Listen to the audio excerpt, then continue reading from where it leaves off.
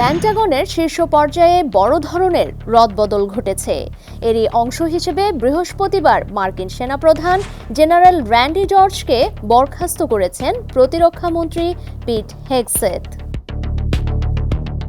রয়টার্সকে এ তথ্য নিশ্চিত করেছেন মার্কিন প্রতিরক্ষা দপ্তরের দুই কর্মকর্তা ও এক সংশ্লিষ্ট ব্যক্তি।